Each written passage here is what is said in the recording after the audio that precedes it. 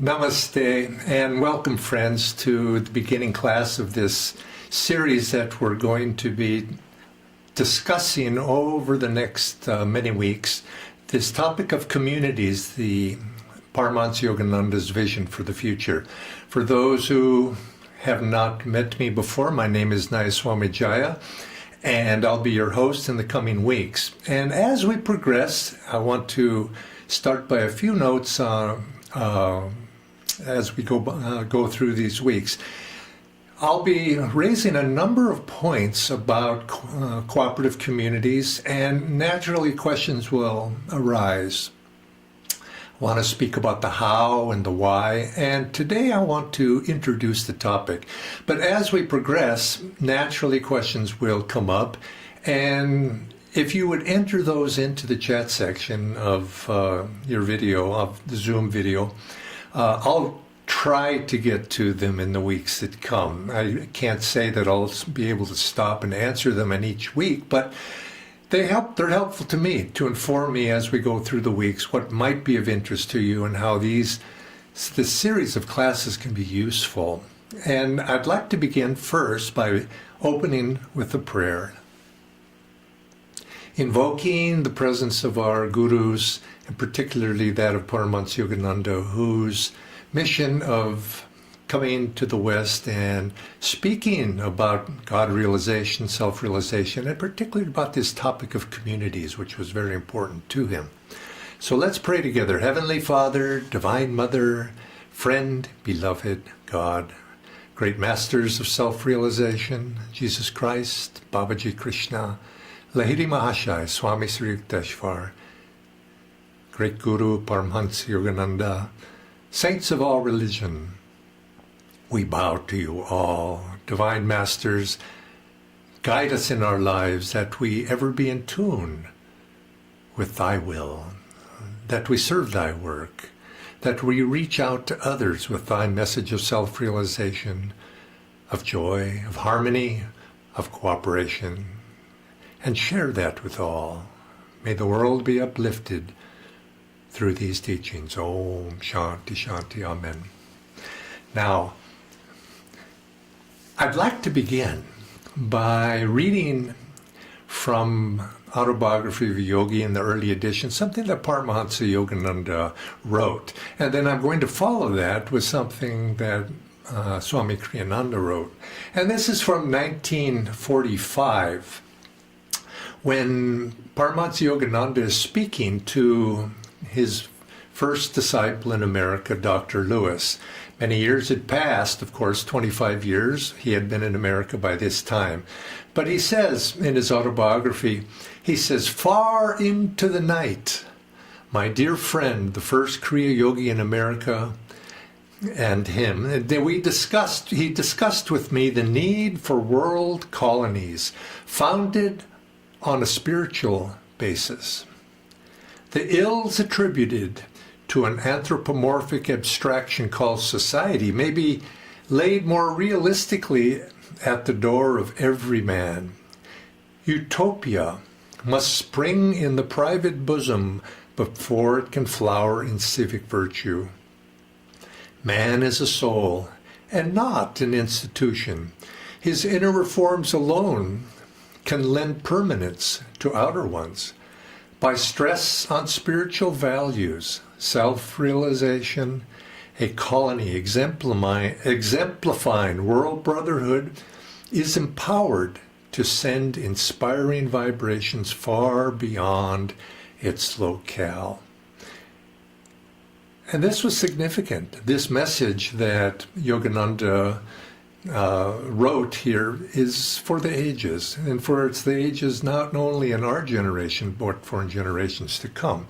And Swami Kriyananda follows that and recounts the words that Yogananda delivered 4 years later, and he writes, "I remember especially how stirred I was by a talk he gave at a garden party in Beverly Hills on July 31st, 1949. Never had I imagined that the power of human speech could be so overwhelming. It was the most moving talk I had ever heard. This day, he thundered, punctuating every word, marks the birth of a new era. My spoken words are registered in the ether. In the Spirit of God, they shall move the West. Self-realization has come to unite all religions. We must go on, not only those who are here, but thousands of youths must go north, south, east, and west to cover the earth with little colonies, demonstrating that simplicity of living plus high thinking lead to the greatest happiness. And then Swamiji goes on and says, I was stirred to my very core. It would not have surprised me had the heavens opened up and a host of angels come streaming out, eyes ablaze to do his bidding. Deeply, I vowed to do my utmost to make his words a reality. 20 years later, with his inner help, and by the grace of God, I was able to start the first of what have since become several thriving communities. That's very stirring. Of course, it's stirring to Swamiji, but also stirring to all of us.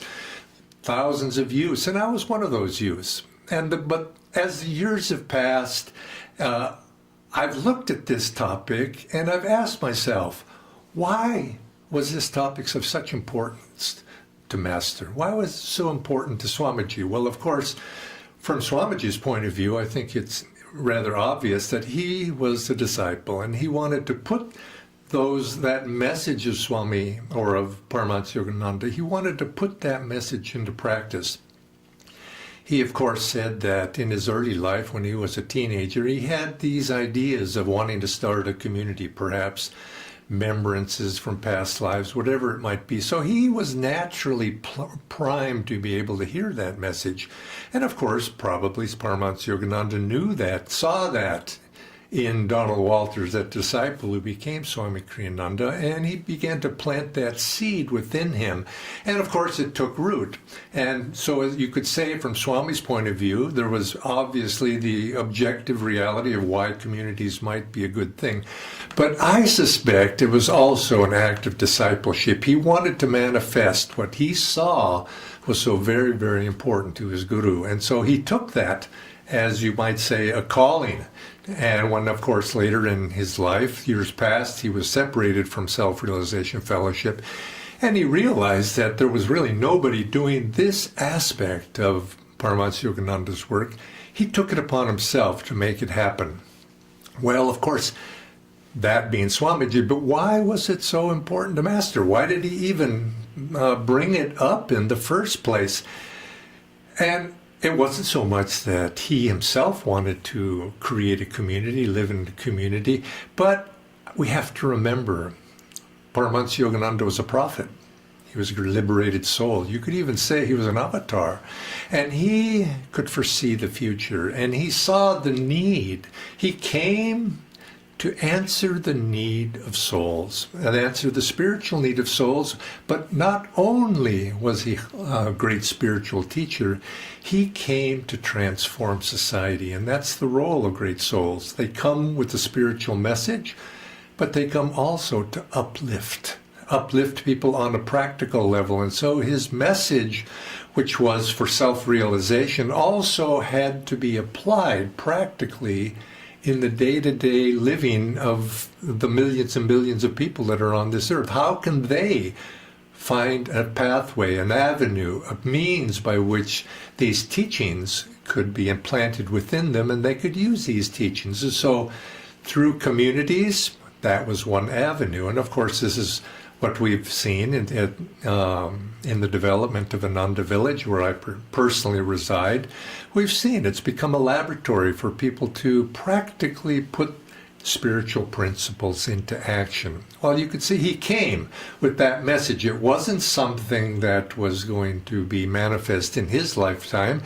He obviously had hopes that it would be, and he actually did try to begin a small community in his hermitage there in Encinitas in California, but it was late in his life, and it wasn't something that took root. The time was not yet ripe.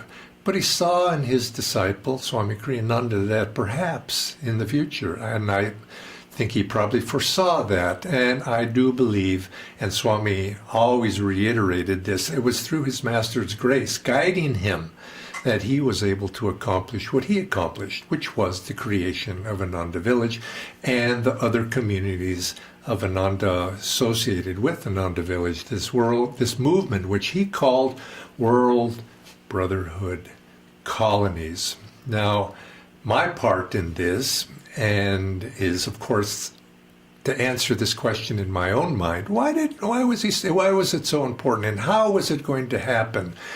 And when I first met Swami Kriyananda, I had no inclination toward this. I came to him, Swami Kriyananda, in 1968, many years later. But yet Ananda Village hadn't really started yet at that time. He had purchased a piece of property in the Sierra Nevada foothills in 1967, and a year later I met him. But I remember the first time I did meet him. I went to his flat. I had taken a series of classes with him in October, November of 1968.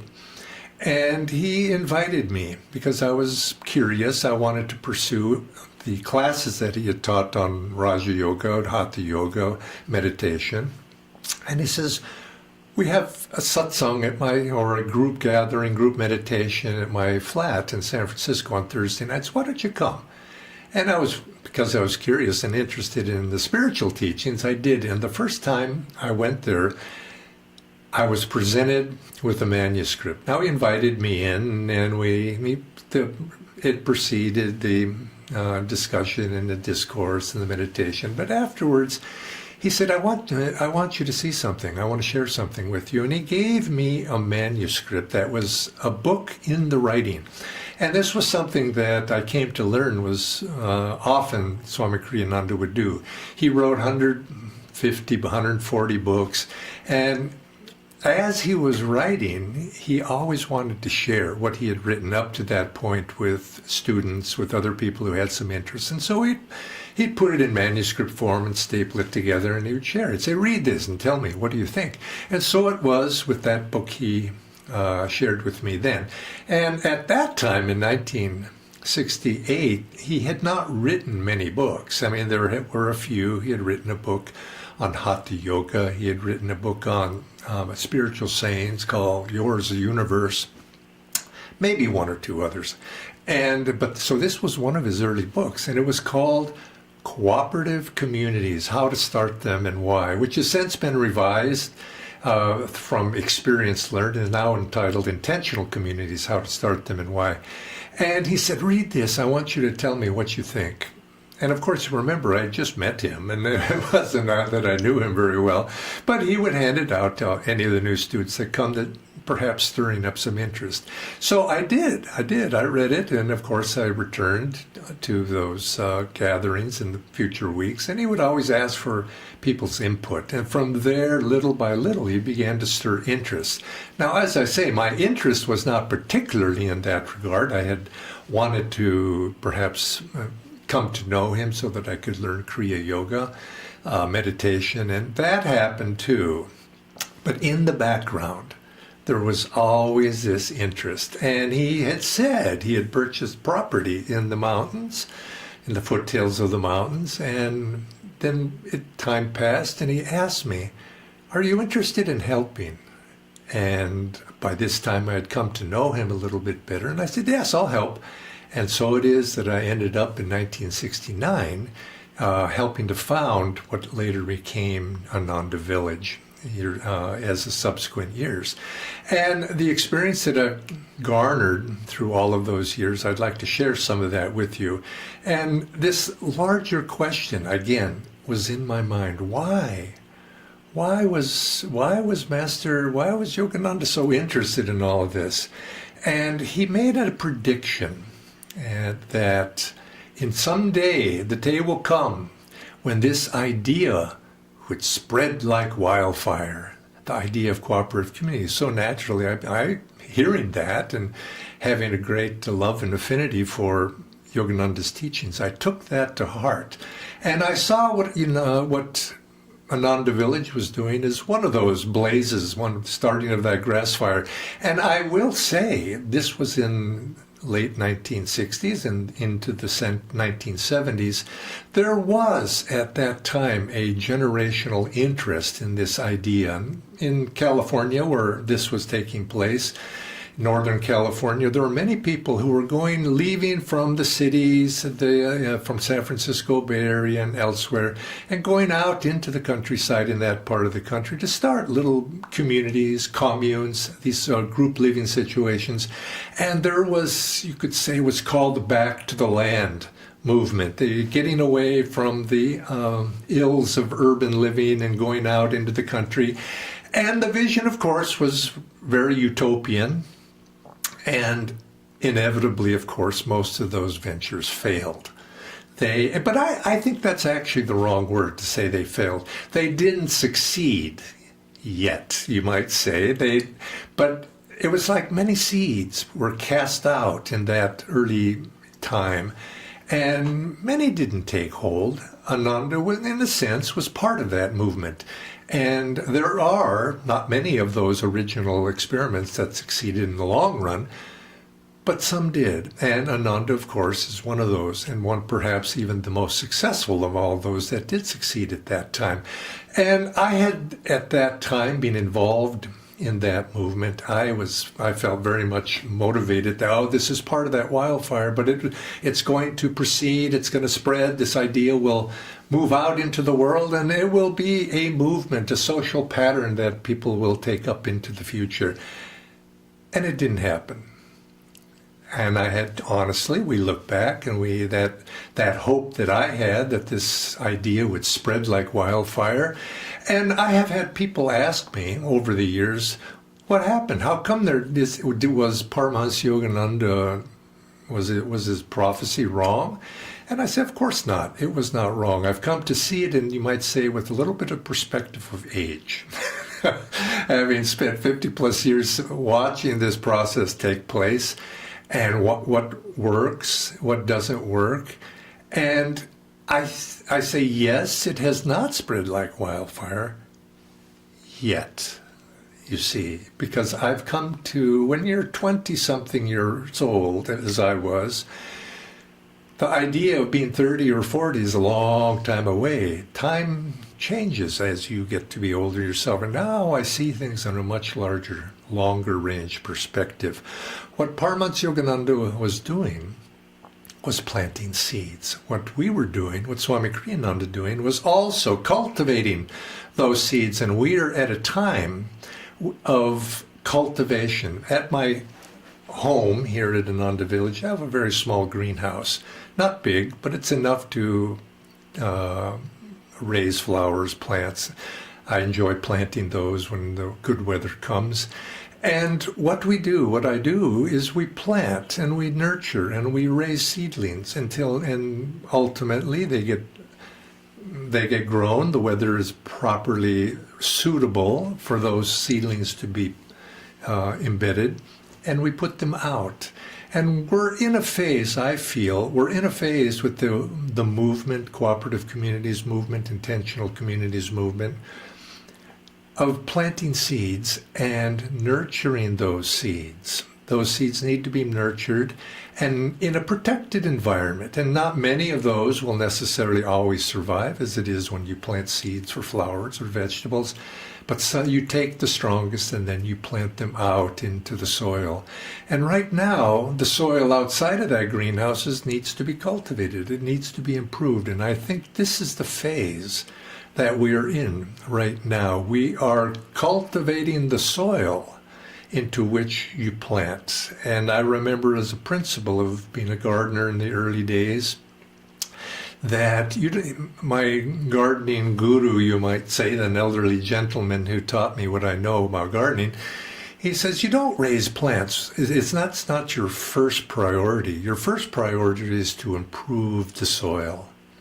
And when the soil is right, the plants will naturally flourish. And I think we're in that phase of society where people have yet to make a soil that's yet receptive as a global society. Yes, there are individual communities that have been successful and will continue to be successful, but our primary objective right now is to improve that soil, to be able to spread these teachings, to be able to uplift the consciousness of society as a whole. You look at society and you could see that the primary motivation is very material.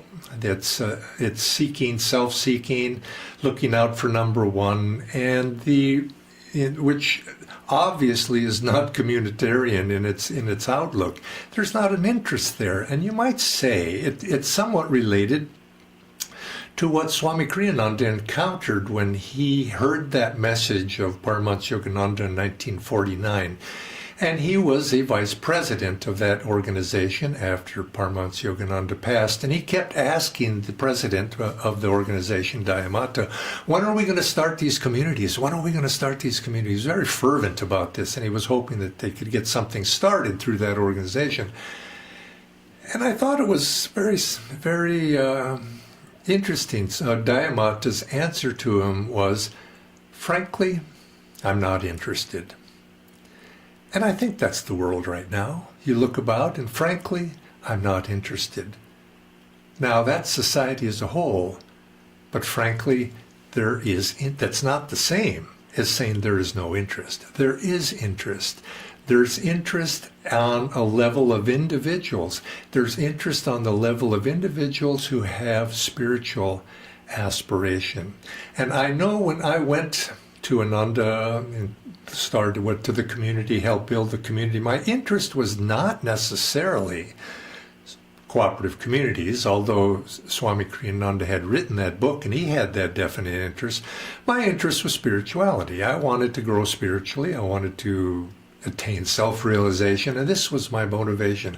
But little did I know in those early days when I was in my 20s, that the real benefit was going to come through my experience of being part of that cooperative community. Many people go off into the wilderness or in the wilderness society seeking God, but they have a difficult time because they have not yet learned the skills to be able to get along with their brother and sister.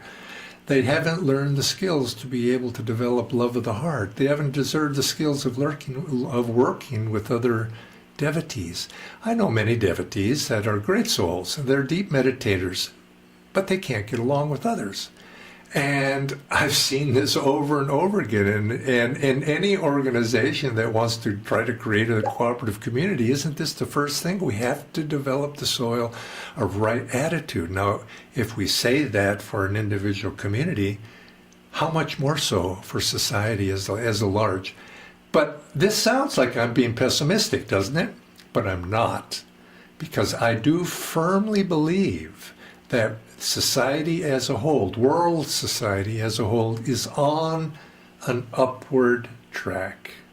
We're moving upward in consciousness. Consciousness is evolving. I look back in my own life to when I was growing up, 1950s, 60s, 70s, very different world that we live in now. Now, many people are very pessimistic about that. Say, and people are always saying, it's all going to hell in a handbasket, as we say in America. Not so. There is difficulty. And actually, Paramhansa Yogananda prophesied that the world at large will go through difficult times. Now, must it go through difficult times? No, I don't think that's necessarily so. But you can see that the attitudes in the world today are such very, very materialistic, very much me and mine, us four, no more. And in order for that to change, perhaps lessons need to be learned. And so Yogananda seen that same trend, the trend of small thinking, the trend to selfishness. And actually, he lived during World War I, World War II of the 20th century, first half. And he said the root cause of war, particularly World War II, was greed and selfishness. And have those been eradicated by what happened in the earlier part of the 20th century? I don't think so. They're still there. They're lurking. But we are slowly also evolving. And I've seen great changes take place in societal consciousness during my lifetime. But is it enough? Well, time will tell. But sometimes society does need to go through difficult times. And so it was for Yogananda's in prophecy. He said, society will go through difficult times to learn the lesson, to be more expansive in their thinking, to overcome these human ills of greed, of selfishness, of over-materialistic desire. These things will be overcome, and ultimately, through the lessons learned, society will be improved in the long run. And so you could say, and I know this was what something Swami Kriyananda would say, this is one of the practical benefits that Swamiji promoted cooperative communities, intentional communities on.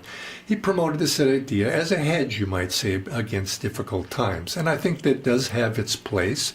That's a very good reason why. But I think people will also learn this, because you're beginning to see in society, young people particularly, the inefficiencies of the way society, in their terms of energy, in terms of global warming, in terms of all the societal ills that seem to be very much prevalent, and in growing isolation, the individual, a lack of connection with other people.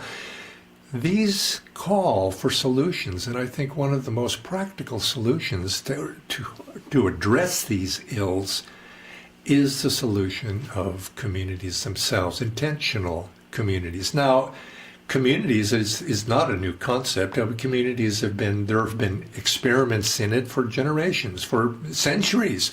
Oftentimes it's seen as somewhat utopian, but people have envisioned, couldn't we do better? And people have tried. Most of the communities that have succeeded, of course, and have long-lasting, have been based upon spirituality. And this is because spirituality holds up an ideal.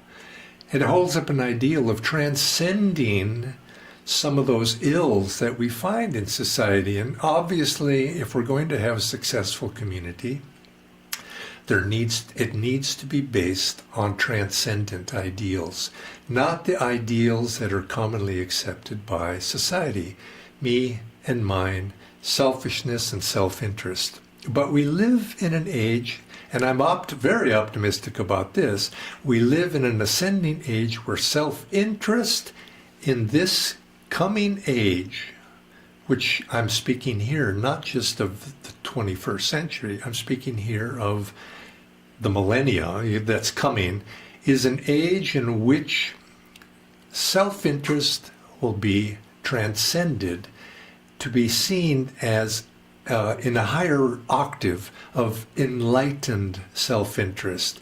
That which helps everybody helps me.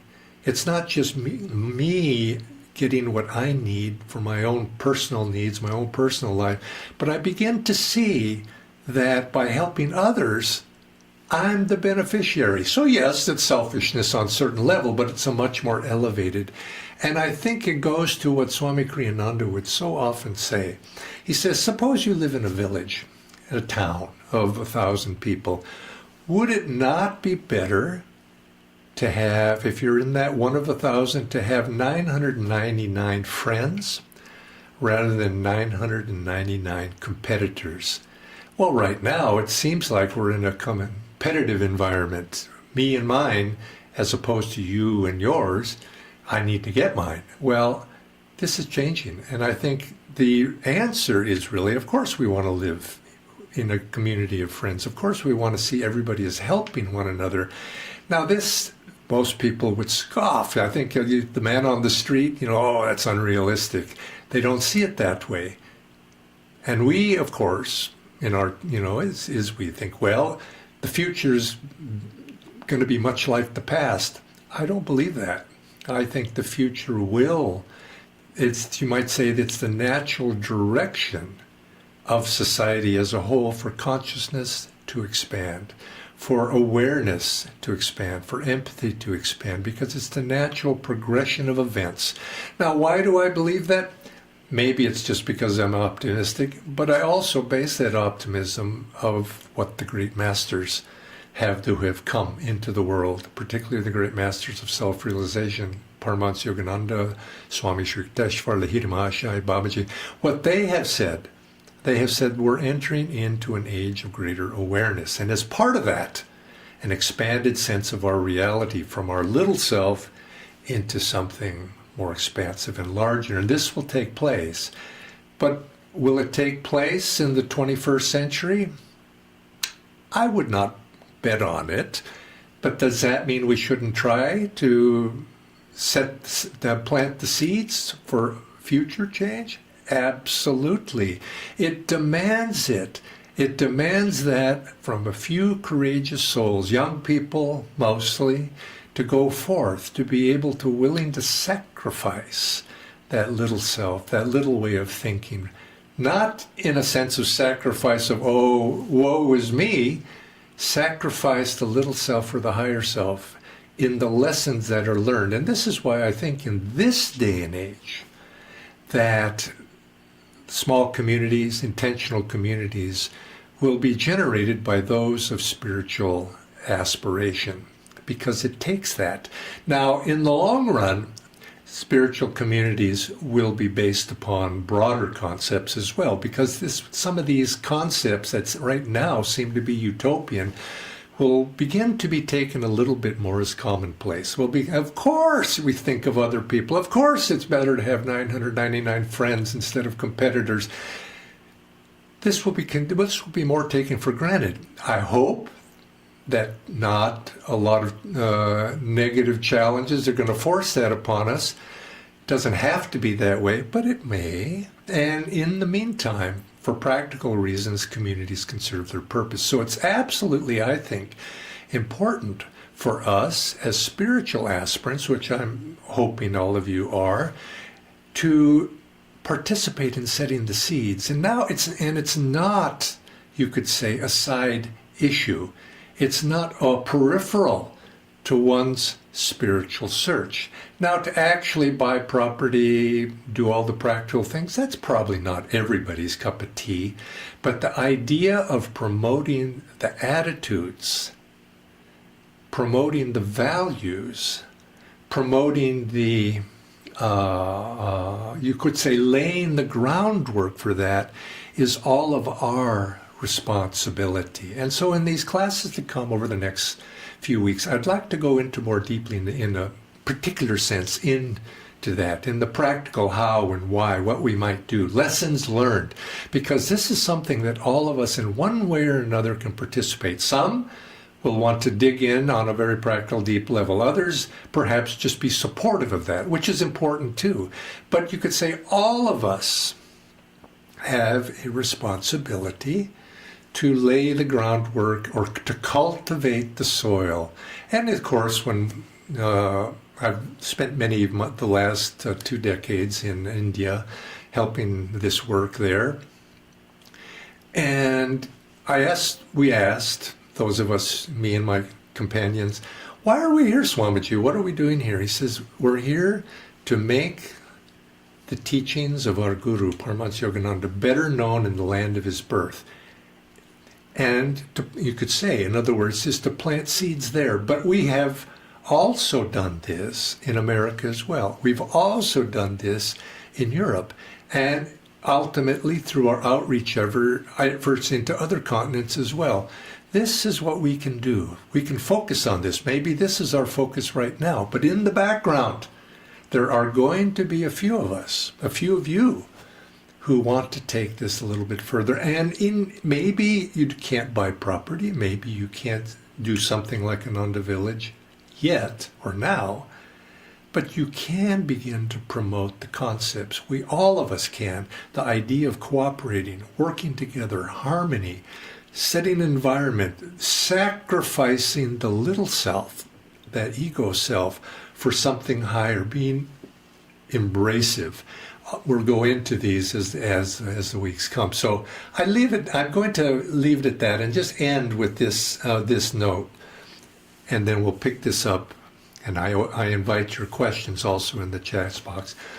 Consciousness is evolving societally in a general scale. It must evolve.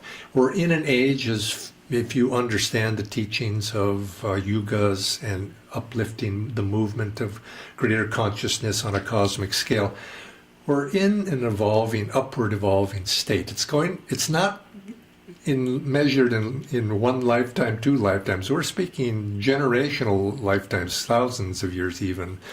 But yet there definitely is this. And what we have now in society is at large, and we can see that there's a tension. There's a tension between individualism, individual autonomy, and the willing to sacrifice for a larger common good. And it's not an either-or situation. And it's very necessary in the age that we're in right now, having come out of a darker age into the age we are now, to strengthen the individual. And that's perhaps one of the themes of the age, individuality. But we don't want to take it to toxic individuality. Strength of the individuality, in order for that strong individual to be able to sacrifice for something higher. You see, only a strong person can truly make a sacrifice, and we need to strengthen. So individualism has its place, it's been strengthened, but we don't want to overdo it. The lesson is learning to sacrifice for the common good, the welfare of all. Not that I'm lesser through that sacrifice, but I'm greater.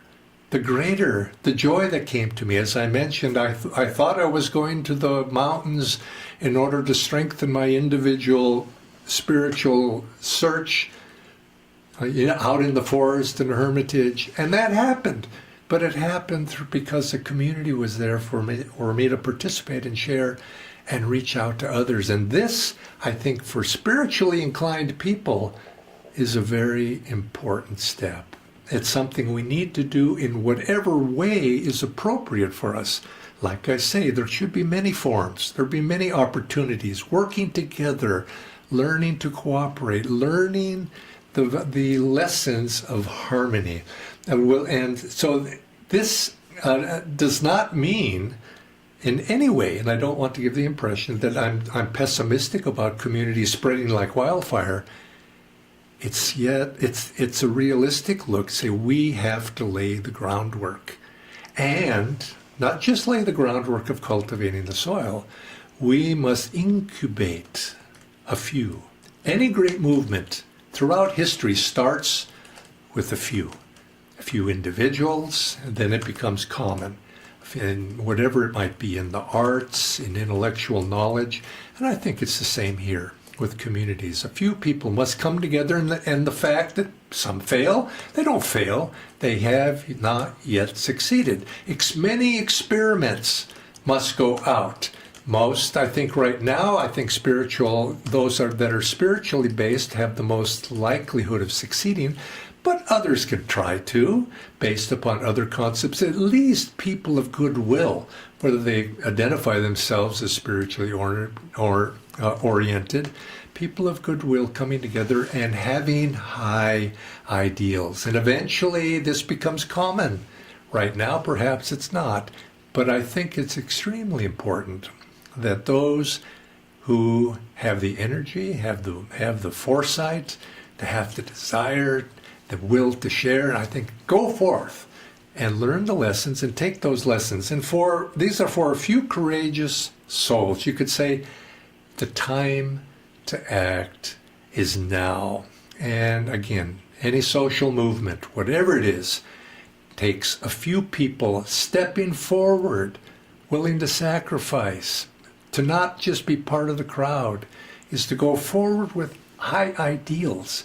And that's really what changes the world, whether it's in this movement or any movement. And don't say failure if things don't work out. You get up and you try again. And it takes testing. And all of us, through the testing, can share those lessons. And that's what I want to do in these classes that come. Share some of the lessons. What works? Let's be practical, as Yogananda said. Be practical in your idealism. And let's build that spirit, that warrior spirit, to find And you find this more in the youth, but it doesn't have to be confined to youth. But let's bring up a generation. Let's inspire a generation. Let's be mentors, if that's our role, to a generation, to see this vision of the masters take root for our benefit, but for society's benefit as a whole. And we'll see that what Paramhansa Yogananda and the great masters predicted will come to fruition. In our lifetime, let's see. But it certainly, these experiments can come to fruition in our lifetime. But as society as a whole, let us leave a legacy so that becomes a reality. It's not just, it's a potential right now, but let's see if we can make it a reality. And so until next week, think of your questions, put them down there in the chat box, and I'll see you again next Monday. Joy to all of you.